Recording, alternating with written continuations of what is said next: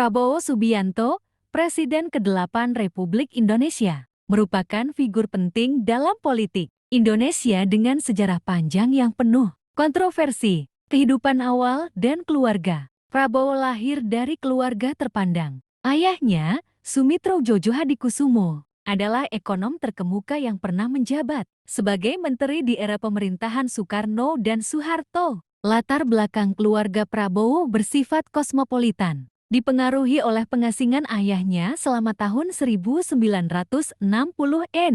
Ia menempuh pendidikan di Malaysia dan London, tempat ia mengembangkan minat terhadap ilmu militer. Karier militer, Prabowo bergabung dengan Akademi Militer Nasional Indonesia pada tahun 1970 dan lulus pada tahun ke-1974. Ia bertugas di Kopassus, Pasukan Khusus Angkatan Darat Indonesia, dan meniti karier hingga pangkat tinggi. Karier militernya ditandai dengan keberhasilan dan kontroversi. Ia terlibat dalam invasi Indonesia ke Timor pada tahun 1975 dan dituduh melakukan pelanggaran HAM selama masa kepemimpinannya di Kopassus. Peran dalam kejatuhan Soeharto pada tahun 1998. Prabowo diangkat menjadi Komandan Kostrat, satuan militer yang berpengaruh. Ia memainkan peran kontroversial dalam peristiwa yang menyebabkan jatuhnya Presiden Soeharto.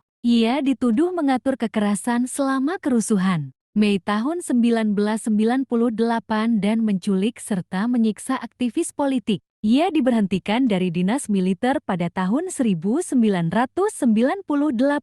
Setelah penyelidikan atas tuduhan tersebut, karier politik. Setelah meninggalkan militer, Prabowo terjun ke politik. Ia mendirikan Partai Gerindra pada tahun 2008 dan menjadi tokoh penting dalam politik Indonesia sejak saat itu. Ia 3 kali mencalonkan diri sebagai presiden pada tahun 2009, 2014, dan ke-2019.